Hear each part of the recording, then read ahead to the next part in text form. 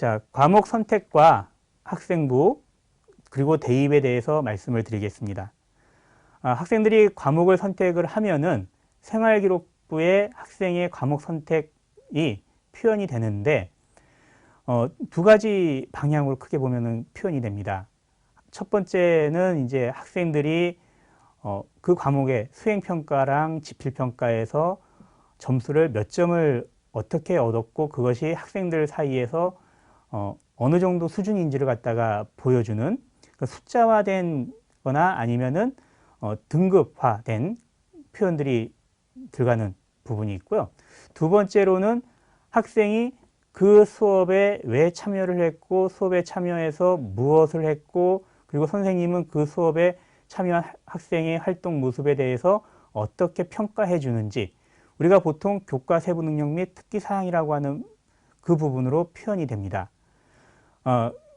교과 세부 능력 및 특기사항은 선생님들마다 다를 수 있지만 학생들의 점수는 모든 학교 생활기록부가 동일하게 기재가 됩니다. 모든 학생마다 동일하게 기재가 되는데요. 방법이 동일하다는 겁니다. 첫 번째 이 공통과목 같은 경우는 보시면은 원점수나 평균, 표준편차, 그리고 성취도, 수강자 수, 석차 등급이 모두 표현이 되고 일반 선택 과목의 기초나 탐구, 생활교양 과목들도 똑같이 표현이 같이 됩니다.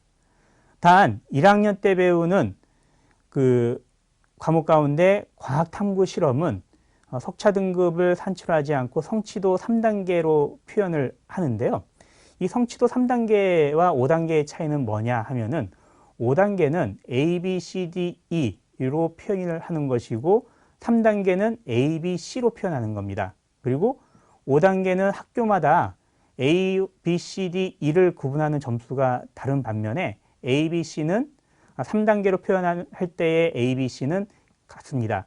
A는 80점 이상, B는 60점 이상, C는 60점 미만 이렇게 같습니다. 그 다음에 이제 그 체육 예술, 일반 선택의 체육 예술 과목 같은 경우는 3단계만 표시가 되는데요. 그러니까 A, B, C만 표시가 된다. 이렇게 보시면 되고요. 그 다음에 이제 진로 선택 과목 같은 경우는 원점수와 과목 평균, 그리고 성취도, 그리고 수강자 수만 표현이 되고 나머지 표준편차나 석차 등급은 생활기록부에 기재되지가 않습니다. 이런 그 생활기록부에 기재된 학생들의 성적이 대학에 갈 때는 공통과목이나 일반 선택의 기초 탐구, 생활교양 같은 경우는 5단계 성취도를 뺀 나머지가 다 대학에 제공이 되고요. 체육예술 같은 경우는 3단계 성취도만 또 제공이 됩니다. 그리고 진로 선택 과목 같은 경우는 현재 고등학교 2학년이나 1학년 같은 경우에 원점수, 과목 평균, 그리고 3단계 A, B, C 성취도가 그리고 수강자 수가 이렇게 대학에 제공된다라고 보시면 될 것 같습니다. 교양교과부는 패스 앤 페일로만 표기가 되고 있고요. 그런데 이제 또 이런 것도 있을 수 있습니다.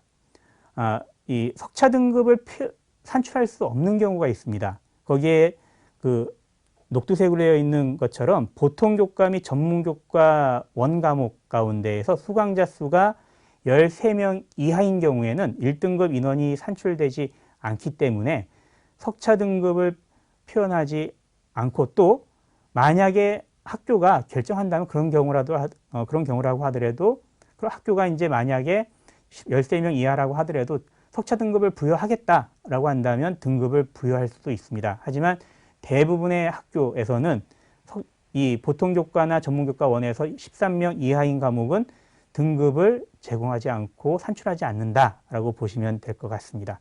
그 다음에 이제 교육청이나 학교 간에 교육과정을 공유할 수 있는데요. 학교 간 통합 선택 교과목들, 그러니까 공동교육과정의 과목들이 있습니다. 그러니까 A 학교의 학생이 B 학교에 가서 공부한다든가 아니면 A, B, C 이 세 개의 학교의 학생들이 같이 공부한다든가 하는 경우에는 석차 등급을 산출하지 않고 거기에 보시는 것처럼 원점수나 과목 평균, 표준 편차, 그 다음에 성취도를 3단계 또는 5단계로 이렇게 생활기록부에 기재를 하고 수강자 수를 기재하게 되어 있습니다. 그러니까 이렇게 생활기록부에 기재되는 그 내용이 과목이나 특성에 따라서 다양하다라고 보시는 것이 기본적으로 어떻게 보면은 2학년, 3학년 때 배울 선택 과목을 고르는데 기준이 될 수 있다라고 보실 수 있습니다. 각 전형별로 그러면 과목 선택이 어떻게 필요하냐에 대해서 좀 말씀을 드리겠습니다. 우리가 교과 전형이라고 하면 이제 대부분 대학들이 석차 등급만 반영합니다. 그렇기 때문에 학생이 좋은 석차 등급을 받을 수 있는 과목을 선택해서 공부 열심히 해서 거기서 좋은 등급을 받는 게 가장 좋은 방법이긴 한데요.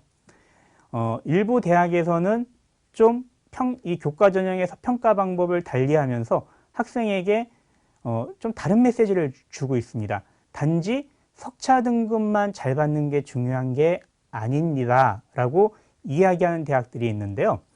가장 대표적인 대학이 동국대학입니다. 동국대학교의 학교장 추천 인재 전형을 보시면 이건 교과 전형인데요. 이 교과 전형에서 학생부 교과가 60%고 서류 종합평가가 40% 반영이 됩니다.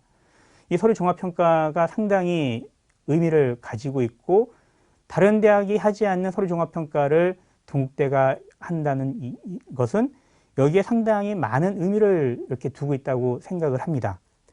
그럼 서류 종합평가에 반영된 서류는 뭐냐? 동국대학교가 발표한 2022학년도 계획을 보시면 학생부 교과, 그러니까 학교장 추천 인재 전형에서는 학교 생활기록부만 보겠다는 겁니다. 그러니까 자기소개서도 안 보고 학교 생활기록부를 통해서 학생을 종합평가하겠다라고 하는 건데요. 그러면은 이 생활기록부에서 무엇을 보려고 하느냐? 거기에 보시면은 평가 영역별 비율을 보시면 학교 생활 충실도라고 해서 학업 역량과 전공 적합성을 80% 내외로 보겠다라고 하는 거죠. 그리고 이제 인성 및 사회성을 20% 내외인데 결국은 이 학업 역량과 전공 적합성이라고 하는 것이 어떤 의미인지를 갖다가 아는 것이 중요할 것 같습니다. 이 부분들은 지금의 학생부 종합전형에서 평가하는 평가 요소와 같습니다. 어떻게 보면은 같은데요. 결국 학업 역량은 우리가 학생이 얼마나 공부를 잘할 수 있느냐, 앞으로 대학에 와서 공부를 얼마나 잘할 수 있느냐를 보겠다는 것이고, 전공 적합성은 이 학생이 과연 동국대에 지원한 학과와 학과에 와서 공부할 수 있는 그런 능력을 가지고 있는지를 보겠다는 거지 않겠습니까? 그러니까 그런 부분들이 가장 잘 드러나는 곳이 학교 생활기록부에서 어딜까라고 한번 생각해 보실 필요가 있습니다. 수상기록은 한 개만 반영이 된다고 하고 봉사활동 특기사항도 기재가 안 되죠.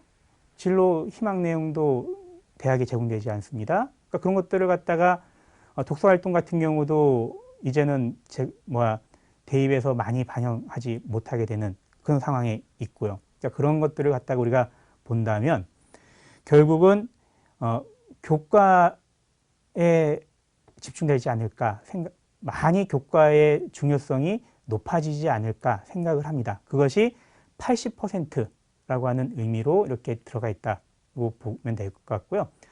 잠시 있다가 여기에서 말한 학업 역량과 전공 적합성을 대학이 어떻게 보는지 학생부 종합전형을 설명하면서 좀 더 자세히 말씀을 드리겠습니다.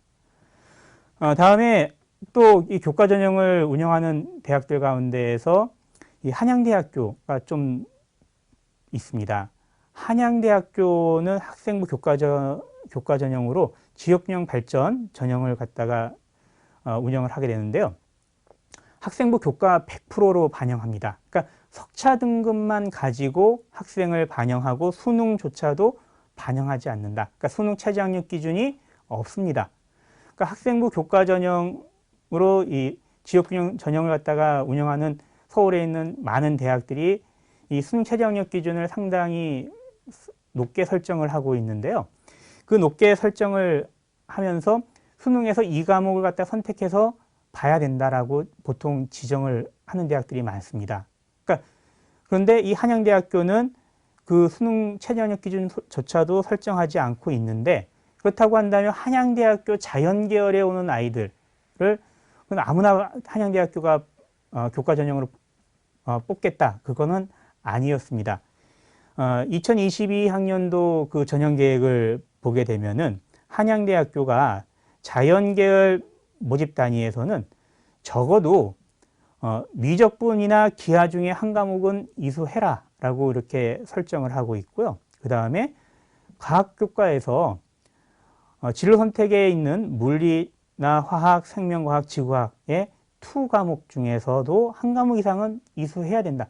최소한 한양대학교에 올 자격을 얻으려면은 이런 정도는 고등학교에서 선택하고 와야 되지 않겠느냐라고 하는 이 자격 기준, 그러니까 여기에는 이제 추천 기준이 되어 있죠. 그러니까 고등학교가 한양대학교에 추천할 때는 이런 자격을 가지고 있는 학생을 추천해라라고 되어 있는 겁니다. 그러니까는 수학을 좀 확률과 통계까지만 한다든가, 아니면 과학을 원과목까지만 이수한 학생들은 우리 한양대학교에 와서 한양대학교 대학의 학업을 제대로 따라갈 수 없다라고 하는 거죠. 그러니까 우리가 교과 전형을 지원하려고 하는 학생들이라고 하더라도, 그러니까 과목 선택을 무조건 좋은 교과 등급을, 석차 등급을 받을 수 있는 과목만 선택하면 안 되고, 대학이 그래도 이렇게 어떤 과목을 선택하고 어떻게 공부했는지를 좀 교과 전형에서 보려는 대학들이 있다라고 하는 걸 감안하면서 이 과목 선택을 해야 될 것 같습니다. 다음으로 이제 그 과목 선택과 학생부 종합 전형에 대해서 좀 말씀을 드리겠습니다. 아까 이제 그 동국대학교 말씀드리면서 이 동국대학교 서류평가에서 이 학업 역량과 전공 적합성, 인성과 사회성을 본다고 이렇게 말씀을 드렸었는데요. 이 학생부 종합 전형에서도 학생들에게서 이제 발견하려고 하는 것이 바로 이 학업 역량과 전공 적합성, 그리고 인성, 사회성, 이런 부분들입니다. 이 학업 역량을 그럼 대학이 어떻게 보느냐? 다른 이렇게 검은 글씨뿐만 아니라 이제 빨간 글씨를 이제 좀 먼저 보시면요. 결국은 이 학업 역량이라고 하는 것이 희망 전공과 관련된 기본 과목은 어느 정도 이수했는가? 그러니까 전공 관련 기본 과목을 고등학교에서 충분히 이수한 학생들이 학생부 종합 전형에 적합한 학생들이다라고 이렇게 보고 있는 거죠. 그 다음에 이제 전공과 관련하여 도전적인 과제나 과목을 이수하기 위해 어떤 노력을 하였는가? 그러니까 여기서 말하는 도전적인 과제라고 한다면 좀 어려운 과제들이 될 거고요. 그 다음에 이제 과목이라고 한다면 다른 학생들은 어려워서 잘 선택하지 않는 과목. 우리가 보통 그 인문계열을 희망하는 학생의 입장이라고 한다면 경제 과목 같은 경우 어려워하죠, 지금 보면은. 그리고 자연계열 학생들의 입장에서는 물리 2 같은 과목들을 진짜 전공과 관련이 있는데 어렵다고 해서 회피하지 않았는가? 그것이 어려움에도 불구하고 적극적으로 선택해서 공부했는가를 통해서 학업 역량을 대학이 평가한다라고 보시면 될 것 같습니다. 그 다음에 이제 그 밑에서 2번째 있는 과목별 이수자 수의 규모가 어느 정도냐. 그러니까 이것은 많은 학생들이 회피함에도 불구하고 학생이 적극적으로 이렇게 도전적으로 과목을 선택했는지를 보는, 그러니까 그런 지표가 될 수도 있다라고 보시면 될 것 같고요. 그 다음에 이제 그 학생부 종합전형에서 또 많이 보는 부분이 이 전공 적합성입니다. 근데 우리가 전공 적합성을 너무 이렇게 좁게 생각할 필요는 없습니다. 법학과를 희망한다고 해서 법과 정치를 꼭 해야 되느냐? 그런 거는 아니다라고 이렇게 보시면 되고요. 법학과를 가기 위해서 필요한 부분이 어떻게 보면 윤리와 사상이라든가 아니면은 법조문을 갖다가 이해할 수 있는 그런 언어 능력들, 그리고 우리나라는 많은 언어가 이제 그 한자어에서 오지 않습니까? 그래서 그 한자 실력들, 이런 것들도 골고루 보는 것. 그런 것들이 포함된 것들이 전공 적합성이라고 한다면 학업 역량과 어떤 부분에서는 좀 비슷할 수 있습니다.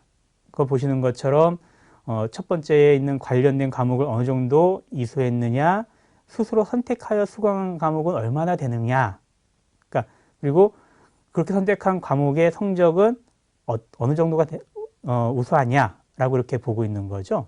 그러니까 어떻게 보면 학업 역량과 전공 적합성은 크게 차이가 없을 수도 있지만 학업 역량은 어떻게 보면 좀 더 넓은 범위, 그러니까 대학교에 와서 공부할 수 있는 그런 능력을 보는 거고, 전공 적합성은 그 전공과 관련된 역량이 어느 정도인가 이렇게 보는 것이다 라고 생각하면 될 것 같습니다. 그 다음에 이제 그 과목 선택과 관련된 부분이 없을 것 같은 전형이 논술 전형일 수도 있는데요. 근데 이 자연계 논술 같은 경우는 우리가 좀 더 고민하면서 볼 필요가 있습니다. 거기에 보시면은 이 표는 자연계 논술만 정리한 건데, 인문계 논술은 그렇게 자연계만큼 명확하지가 않습니다. 자연계 논술 같은 경우 보시면은 수리 논술만 보는 대학도 있지만, 거기에 보면은 뭐 한양대 에리카라든가 가톨릭대, 경북대, 서강대, 뭐 시립대 이런 대학들은 수리 논술만 보는데요. 거기에 보시면은 그 수리 논술에다가 과학 논술을 보는 대학도 있습니다. 연세대 같은 경우는 물화생지 중에서 택1 하도록 되어 있는데, 연세대 서울에서는 이 투 과목까지 이수를 이제 시험 범위에 출제가 될 수 있습니다. 그러니까 논술 시험에 투 과목까지도 출제될 수 있기 때문에, 만약 연세대학교를 논술로 이렇게 희망하는 학생이라고 한다면 분명히 물화생지 투 과목 중에서 꼭 선택을 해서 그 단계까지는 공부를 하고 가야 되겠죠. 아마 연세대학교를 지망할 정도의 학생이라고 한다면 투 과목은 누구나 아마 이수했을 겁니다. 거기에 보시는 것처럼 아주대 의학과 같은 경우는 또 수리 논술에다가 이제 생명과학 2까지 논술 과목으로 논술 시험에 출제를 할 수 있기 때문에, 그러니까 아주대학교 의학과를 가려고 하는 학생이라고 한다면 모든 의대에 기본적으로 필요한 과목들이 화학과 생물이지만, 특히 아주대 의대 같은 경우는 이 생명과학 2 과목을 꼭 공부를 하고 가야 되겠죠, 고등학교에서. 그러니까 이런 부분들을 좀 우리가 꼼꼼히 좀 보면서 과목 선택을 하는 것이 도움이 될 거라고 생각을 합니다. 다음에 이제 그 대학에서 이 정도의 과목은 꼭 배우고 와라, 그러니까 이런 정도는 배우고 와야 된다라고 이렇게 지정을 해주는 대학들이 몇 군데 있는데요. 가장 대표적인 대학이 서울대학교입니다. 거기에 보시는 것처럼 서울대학교를 지원하는 그 학생들은 교과 이수 기준을 좀 충족을 시켜야 됩니다. 거기에 보시는 것처럼 사회와 과학교과에서 지정을 하고, 그러니까 이수 기준을 설정을 하고 있죠. 그 다음에 생활교양에서도 제2외국어 또는 한문 중에 한 과목은 이수하고 와라 라고 이렇게 하고 있습니다. 그러니까 이렇게 선택해서 공부하는 것이 어려운 건 아닙니다. 그러니까 대부분의 고등학교의 교육과정은 정상적으로 이수한다면 이 서울대학교의 교과 이수 기준을 충족시킬 수 있습니다. 그런데 가끔 학생들에게 선택권이 다 부여가 됐을 때 이 부분을 충족시키지 못하는 경우도 있을 수 있기 때문에 이런 부분들은 꼭 한번 챙겨 보시는 게 필요하고요. 거기에 그 마지막에 별표 두 번째이죠. 진로 희망에 따라 과학 2 과목 이수를 권장한다라고 이렇게 이야기하고 있습니다. 권장이긴 하지만 좀 더 적극적으로 과학 2 과목을 좀 배우고 왔으면 하는 것이 서울대학교의 입장이지 않을까 생각을 합니다. 그 다음에 아까 좀 전에 말씀드렸던 서울대학교의 거는 서울대학교를 수시든 정시든 지원하는 학생들한테 적용되는 것이고요. 지금 보여드리는 거는 서울대학교가 정시에 지원하는 학생들한테 이렇게 고등학교에서 과목 이수하고 오면은 정시 수능 성적에 가점을 주겠다라고 하는 겁니다. 보면은 수학, 과학, 사회 이렇게 되어 있는데요. 유형 2를 2개 이상 충족시키면 2점 가산을 해주겠다라고 하는 거죠. 아마 서울대학교를 지원하는 학생들의 입장에서 이 가점 2점은 상당히 의미가 클 수 있습니다. 그런데 우리가 아마 이제 지금 학생들이 다니고 있는 학교의 교육과정 편성표를 놓고 이렇게 유형 2로 선택할 수 있는가 없는가를 이렇게 한번 꼼꼼히 보시면 대부분의 고등학교는 이 유형 2에 맞춰서 이 과목 선택을 할 수 있을 겁니다. 자연계열 학생들이라고 한다면 수학과 과학에서, 인문계열을 희망하는 학생이라고 한다면 수학과 사회에서 충족시킬 수 있을 것이고요. 그 다음에 이제 이 가산점에 대한 부분에서 우리가 이 가점을 이런 부분들, 그러니까 우리가 왜 서울대학교가 이렇게 하고 있을까? 그러니까 여기에 대한 고민이 좀 필요할 겁니다. 그러니까 서울대학교가 교과 이수 기준을 설정하기도 하고 가점을 정시에서도 주겠다라고 하는 이유들은 좀 더 서울대학교는 이 학문 연구기관으로서 깊이 있게 공부하고 폭넓게 공부하는 사람들이 필요하다. 그런 입장이 여기에 좀 이렇게 강하게 반영됐다고 보시면 되겠습니다. 그 다음에 이제 서울대학교가 정시에서 가점을 준 것처럼 지스트도 가점을 정시에서 주고 있습니다. 크게 보면은 서울대학교랑 크게 차이가 없는 것처럼 이제 좀 보이기도 하는데요. 거기에 보시면은 이제 수학 진로 선택 과목은 기하와 전문교과 1, 과학계열 편제 과목의 하나며 라고 되어 있습니다. 그러니까는 미적분은 여기에서 이제 지금 들어가 있지 않은 이유가 미적분은 일반 선택 과목이기 때문에 그런 거고요. 그 다음에 과학 진로 선택 과목은 과학 2 과목과 전문교과 1, 과학계열 편제 과목. 그러니까 전문교과 1, 그러니까 과학고에서 배우는 그런 과목들까지 이제 이 지스트에서는 정시 가점을 주겠다라고 이렇게 되어 있는 겁니다. 그러니까 이런 부분들, 그러니까 지금 이제 이렇게 특정 교과나에 대해서 이수 기준을 갖다가 두고 있는 경우나 아니면은 출제하는 경우가 많지는 않습니다. 많지는 않지만 이런 부분들을 우리가 보면서 학생들 과목 선택에서 좀 참고해야 되겠고요. 그 다음에 이제 이 홍익대학교 미술후자 전형에서 보시면은 미술에 관한 교과를 한 과목 이상 이수한자여야지 됩니다. 그 미술에 관한 교과가 뭐냐면 진로 선택 과목이나 전문교과 1입니다. 음악과 미술 뿐만 아니라 그거는 이제 모든 학생들이 대부분 이제 고등학교 단계에서 배우는 과목들이고요. 거기서 조금 더 홍익대 미대를 오고 싶다라고 한다면 좀 더 깊이 있게 진로 선택 과목에서 한 과목 이상이나 전문교과 1에서 한 과목 이상을 좀 이수하고 와라. 그래서 미대를 오기 위해서 정규 고등학교 교육과정 속에서 좀 준비를 해가지고 최소한도로 이런 정도는 하고 와야 되지 않겠느냐라고 하는 그런 설정을 두고 있는 겁니다. 홍익대학교를 희망하는 학생이라고 한다면 고등학교 교육과정에서 이런 과목들을 선택할 수 있는지 한 번쯤은 꼭 봐야 될 것 같습니다. 그 다음에 과목 선택과 수능 이렇게 지정한 것을 한 번에 다 보여드리려고 가져오다 보니까는 이렇게 많은데 실제로는 이렇게 지정하지 않은 대학과 학과가 훨씬 더 많다라고 보시면 됩니다. 그런데 우리가 가만히 꼼꼼히 이렇게 살펴보면은 수도권에 있는 대부분의 대학교와 의대들은 자연 계열에서 미적분과 기하 중에 택1을 해야 되고 수능에서 그러니까 확률과 통계를 선택하는 경우에는 여기에 있는 대학들을 지원할 수가 없겠죠. 그 다음에 이제 과탐 2 과목을 꼭 이수하고 와라.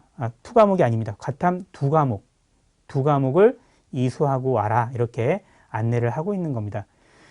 우리가 이런 과목들, 그러니까 우연히 이렇게 자연계열을 희망한다고 한다면 이런 과목들이 아마 이수가 다 될 겁니다. 하지만 우리가 2학년이나 3학년 때 학교가 개설하는 시기에 선택해서 이수하지 않는다면 이 과목들을 학교에서 공부할 수 있는 기회를 잃을 수도 있습니다. 그래서 우리가 학교가 개설한 시기라든가 그런 걸 보면서 꼭 수능에 필요한 과목들을 선택해서 이수하길 바랍니다. 자, 그러면 이제부터 이제 과목 선택의 지도 방법. 그러니까 선생님들께는 지도 방법이 될 거고요. 학부모님이나 학생의 입장에서는 어떻게 과목을 선택해야 되느냐가 되겠습니다. 몇몇 학교의 학생들을 대상으로 우리가 어떻게 과목을 선택하고 있는지, 과목 선택을 할 때 무엇을 주로 고려하는지 이렇게 설문을 한 자료가 있어서 보여드리는데요. 긍정적인 부분들은 학생들이 상당히 진로와 관련된 과목이나 좋아하는 과목 선택을 우선순위에 꼽고 있다는 거죠. 고등학교 학생의 입장에서는 이제 뭐 수능 출제 과목의 여부도 상당히 중요하게 보고 있다라고 하는데, 학업 부담이 적어 보이는 과목 선택이나 친구들과 함께 들을 수 있는 과목 선택하는 학생들이 좀 적은 것, 이것은 좀 이렇게 긍정적인 것 같습니다. 그러니까 어떻게 보면은 과목 선택에서 우리가 가장 그 주안점을 둬야 되는 부분들이 여기에 있는 것 같습니다. 지금 학생들이 많이 하고 있는 그 방법들, 자신이 재미있어하고 좋아하는 과목들, 그리고 희망하는 대학이나 진로와 관련된 과목들을 우선적으로 선택해서 공부하는 것이 고등학교 3년을 재미있게 보내고 또 즐겁게 보내면서 자신이 희망하는 진로와 진학을 할 수 있는 방법이 되지 않을까 합니다. 학교에서는 학생들이 좋아하는 과목을 많이 학생들이 원하는 만큼 선택을 하게 하려면은 당연히 학교가 지정하는 과목을 좀 최소화해야 되겠죠. 이 보시는 표에서 국어나 수학, 영어에서 보면은 2학년까지는 학교 지정 과목이 있는데 3학년에서는 학교 지정 과목이 없습니다. 이거는 무슨 말이냐면은 3학년에서는 국어, 수학, 영어 과목들은 학생이 선택해서 들어라. 예로 들자면 국어에서는 문학과 독서가 있고 언어와 매체, 화법과 작문인데 그 과목들은 이 3학년에서 지금 언어와 매체나 화법과 작문은 3학년에서 안 보입니다. 그러니까 결국은 이 두 과목, 언어와 매체, 화법과 작문은 학생에게 선택을 준 거죠. 수능에서도 선택이니까 학교에서도 네가 필요하다면 선택해서 한번 공부해봐라. 이렇게 하고 있다라고 보시면 됩니다. 이렇게 우리가 좀 더 이렇게 적극적으로 학생들한테 이 선택의 기회를 주는 것이 참 좋을 것 같습니다. 그 다음에 영역 구분이 없이 좀 선택 과목군을 좀 편성해서 운영하는 것이 학생들이 다양한 조합의 과목 선택을 하는 수 있도록 허용하는 것이 아닐까 하는 생각입니다. 학생마다 진로나 진학 희망이 다 다른데 그것을 영역의 경계를 두다 보면은 그런 학생들의 선택이 가로막힐 수가 있습니다. 자연 계열을 희망하는 학생은 과학 과목이나 수학 과목만 선택할 수밖에 없는 경우도 있고요. 인문사회 계열을 희망하는 학생은 사회 과목들만 선택할 수밖에 없는 그런 경우들도 있습니다. 뿐만 아니라 요즘 학생들의 진로 희망은 예체능 계열도 많고 아니면은 또 다른 길도 많은데 그런 과목들을 좀 이렇게 자유롭게 선택할 수 있도록 열어주면은 학생이 학생마다 제각각의 교육과정을 가지면서 자기가 자기의 진로나 진학 희망을 짤 수 있겠죠. 그러니까 그렇게 좀 학교가 제도적으로 도와주자라고 하는 겁니다. 그 다음에 이제 그 과목의 위계를 고려해서 선택 과목을 배치할 필요가 있습니다. 그러니까 어려운 과목을 먼저 배우고 쉬운 과목을 나중에 배우는다고 한다면 그거는 좀 문제가 있지 않을까 생각을 합니다. 그러니까 단계를 밟아서 지식의 폭과 깊이를 넓히고 좀 더 심화해가는 그런 것이 필요한데요. 특히 우리가 봤을 때 수학이나 과학 과목에서는 이제 그런 것들이 좀 더 많이 필요합니다. 특히 이 수학 과목은 이 수업 결손이라든가 하는 부분들, 그러니까 이전 단계에서 배워야 될 부분을 제대로 못 배우면 좀 더 어려운 부분으로 넘어가기가 어려운데 그런 그 것들을 갖다가 좀 막기 위해서 단계별로 학생들이 과목을 배워갈 수 있도록 학교가 과목을 배치하는 것이 맞지 않나 생각을 하는 겁니다. 대부분의 학교는 이렇게 이제 그 위계를 고려해서 배치를 하고 있죠. 그래서 그 학교에서 배치된 과정들을 학생들이 제대로만 선택해 간다면 크게 문제가 없을 거라 생각을 합니다. 그 다음에 이제 그 중하위권 학생들의 과목 선택도 저는 중요하다고 생각을 합니다. 학교에서 이렇게 보게 되면은 이 과목을 갖다가 많이 펼쳤을 때 과목 선택한 학생들이 어떤 과목을 갖다가 선택한 학생들이 적어서 그 과목에서는 등급이 제대로 안 나오고 상위권 학생들이 과목 등급을 좋은 등급으로 유지하기가 어렵다라고 하는 그런 말들이 있는데요.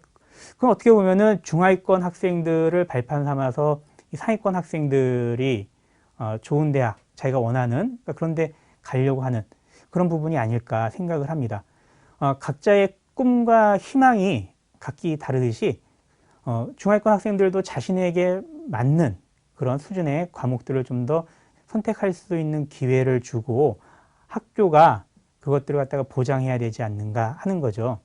그러니까 여기에 보시면은 지금 이 학교의 이 교육과정 편성표에서는 3학년 때 학생들이 선택해야 되는 과목들이 진로 과목에서 이렇게 일반 과목이 있는데 진로 과목들은 자연계열 학생들 같은 경우는 2과목을 빼면은 또 별도로 선택할 수 있는 과목들이 좀 없습니다. 그러니까 그렇다고 한다면 여기에서 택삼한다 그러면 어쩔 수 없이 이 2과목을 3개를 선택할 수도 있게 되는데요. 어떻게 보면 2과목 선택하고 학생이 자기가 배우고 싶은 좀 다른 과목이 있을 수 있지 않겠습니까? 교양 과목의 심리라든가 지식재산 일반 이런 과목들도 배우고 싶을 수 있는데요. 그러니까 그런 과목들도 함께 묶어가지고 선택의 기회를 주는 것이 맞지 않나라고 하는 겁니다. 전공적합성에서도 말씀드렸지만은 이 넓고 깊은 것이 어떻게 보면 고등학교 단계에서 이루어져야 됩니다. 대학교에서의 공부는 어떻게 보면은 전문가가 되는 과정이라고 한다면 고등학교에서의 공부는 그런 전문가가 되기 위한 토대를 탄탄히 하는 시기라고 할 수 있거든요. 그런 측면에서 우리가 본다면 이 전공에 필요한 과목을 너무 제한적으로 해석하면 안 됩니다. 이 전공에는 딱 이 과목이가 아니라 전공에 따라서는 좀 다양한 과목이 필요가 있습니다. 우리가 거기에 보시면은 화학과 같은 경우에는 우리가 화학만 하면 되겠지? 이렇게 생각할 수도 있지만 물리학과 연관된 학습이 많다라고 현재 대학교 다니는 학생들이 이야기를 합니다. 그렇기 때문에 우리가 이제 그런 부분들도 고민하면서 선택을 해야지 될 거고요. 항공운항학과는 이제 항공기 조종사가 되기 위한 곳인데 그런 곳에서 우리가 의외로 이제 법규를 아는 것이 필요하기 때문에 정치와 법과 같은 사회 과목을 이수하는 것이 도움이 된다 이렇게 이야기를 합니다. 그러니까 우리가 이 전공에 대한 것들을 어떻게 보면은 좀 피상적으로 이해하지 말고 직접 대학의 홈페이지에 들어가서 아니면은 전문가의 멘토를 통해서 무엇을 어떻게 배우고 어떤 것이 필요한지를 좀 더 적극적으로 알아보고 넓고 깊게 선택하는 것이 필요할 것 같고요. 또 학생들의 진로라든가 진학 희망이 고정되어 있는 게 아니지 않습니까? 고등학교 3년 동안에 계속 바뀌는데요. 그 바뀔 수 있다는 걸 좀 가정한다면 너무 좁게 1학년 때부터 계속 좁게 가기보다는 1학년 때부터 넓게 시작해서 3학년 때 가서 자신에게 필요한 그런 전공과 그런 부분들로 좁혀가는 것이 필요하다라고 생각을 합니다. 그 다음에 우리가 같은 전공이라고 하더라도 학생이 그 전공 속에서 무엇을 지향하는지를 좀 고민하면서 과목 선택을 할 필요가 있습니다. 같은 한국사나 역사를 갖다가 국사학과에 가서 한국사를 갖다가 공부하고 싶다고 해서 다 똑같은 건 아닙니다. 우리가 이제 국사학과를 가고 싶다 그러면 역사 과목들을 잘해야 되고 많이 해야 되겠지 해서 한국사라든가 동아시아사, 세계사를 선택해서 공부하라고 권할 수도 있지만, 그렇게 선택할 수도 있지만, 만약에 학생이 한국사 중에서도 경제와 관련된 연구를 하고 싶다라고 한다면, 한국사 이수 후에 실용경제라든가 경제 수학과 같은 과목들을 함께 이수하는 것이 좋겠죠. 그러니까 그런 부분들을 우리가 보면서 학생의 그런 그 지향점을 참고해서 학생이 진짜로 하고 싶고 구체적으로 하고 싶은 게 무엇인지를 보면서 학생이 선택하고 학생이 선택할 수 있도록 도와주는 것이 필요합니다. 그 다음에 이제 과목의 내용을 알고 선택하는 것이 필요합니다. 뭐 여러 과목이 있지만 그 중에 이제 요즘 학생들이 가장 관심 있어 하는 과목 가운데 하나가 이 교양 과목의 심리학인데요. 학생들이 이 심리학이라는 과목을 처음 선택을 할 때 보면은 학생들은 심리 테스트를 주로 생각을 합니다. 그림이나 색깔을 선택하게 하고 선택한 사람이 어떤 심리고 어떤 성격을 가지고 있는지 그러니까 그런 데 관심이 있는데요. 실제로 심리학은 고등학교에서 배우는 심리학은 그런 심리 테스트가 아니라 우리가 뭐 프로이드라든가 그런 사람 학자들의 이야기와 같은 그러니까 그런 좀 더 학문적인 심리학에 가까이 다가간다라고 생각하시면 됩니다. 그래서 우리 심리학의 교육 과정을 보시면은 그러니까 그런 내용들이 들어 있습니다.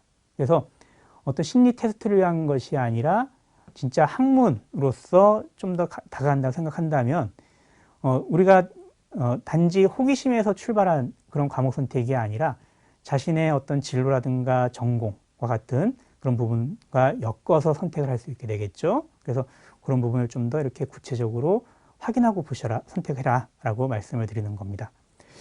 그 다음에 이제 선생님들께서는 학생들한테 선택한 과목이 어떻게 활용되는지 학생의 입장에서는 그 선택한 과목을 어떻게 활용할 수 있는지를 좀 보고서는 선택하는 것이 좋지 않나라고 하는데요. 여기에 나와 있는 이 교육과정은 그 기하입니다. 기하라고 하는 과목의 이 교육과정 핵심 개념과 내용 요소인데요. 이것만 여기 핵심 개념과 내용 요소만 봐서는 이 기하를 배웠을 때 어떤 데 이렇게 활용할 수 있는지를 알 수가 없지 않습니까?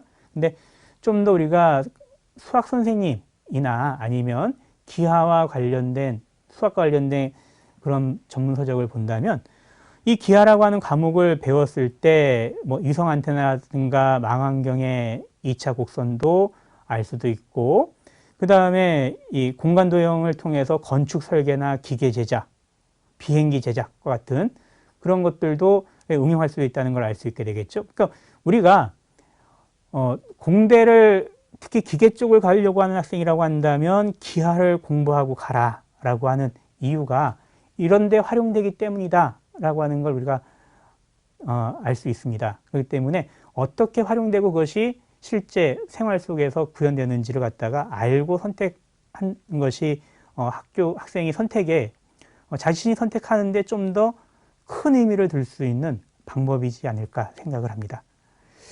그 다음에 선택에서 꼭 드리고 싶은 말씀은 이겁니다. 학생 여러분이 선택한 것, 학생이 선택한 것에서 즐거움과 의미를 꼭 찾아야 됩니다. 학교가 선택할 수 있도록 학생들에게 제공하는 과목이 많지 않을 수 있습니다. 그래서 학교가 제공한 그 과목들 내에 선택하다 보면은 이것은 내가 내 의지에 의해 선택한 것이 아니라 어쩔 수 없이 선택한 거야 라고 생각을 하고 그 과목을 배운다면 그 과목에서는 능동적으로 할 수 없지 않겠습니까? 수동적으로 선생님을 따라갈 수밖에 없습니다. 그렇기 때문에 학교가 제공한 과목 내에서 선택을 하더라도 자신이 자신 선택한 과목을 꼭 중요한 자신 나름대로의 의미를 부여하고 배워가면서 즐거움을 찾으시길 바랍니다. 그 의미를 부여한다는 것은 자신이 배우는 과목에 대해서 가치를 부여하는 것이고요. 그리고 그 가치를 부여했을 때 좀 더 깊이 있게 공부하려고 하고 더 많이 공부하려고 하게 됩니다. 그렇게 됐을 때 좋은 결과를 얻을 수 있는 것이고요. 꼭 즐거움과 의미를 선택한 과목 속에서 찾으시길 바랍니다.